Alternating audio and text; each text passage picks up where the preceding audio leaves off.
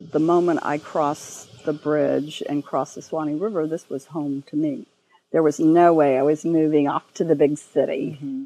So Awesome. here I am. This area has been an area where people have lived off the land, starting with the Timucuans. The Timucuans were the earliest settlers here in the 1700s. They were found along the river, and they're the ones who gave the river the name Swanee. It means River of Echoes, and I don't know if you've captured that in any of your interviews, but in the 18th century, Seminoles and Anglo-Celtic settlers and African Americans came into this area, and Seminoles lived along the river. They gardened, they lived off the land, they got fish from the river, venison out of the woods, wild turkey, and that you still see that today. This is a big hunting and fishing culture here, and so wild is just part of the diet. People who have lived here where the Swanee River is, it's part of their blood. It's like an artery that runs through the land. It's been so important,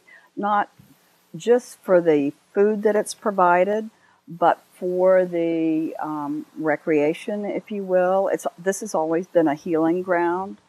I felt it when I first moved here. The spring was always considered a healing ground by the Native Americans, and there would be no war within a certain radius of that spring. So you could see Native Americans that had been fighting earlier, perhaps, soaking in the coolness of the spring and letting their, just relaxing and healing. There was a boneyard here in the 50s. Do you know what a boneyard is? Only as it relates to like elephant tusks. Okay, that's not that kind of boneyard. A boneyard was a practice that many Southern African Americans kept, and they would hang bones from the trees. Oh, and what did that do? It kept away evil spirits. And we had a wonderful boneyard here in White Springs, and it was gone before I came, but it was called Aunt Aggie's Boneyard. And I believe there are some postcards still with pictures of that on there.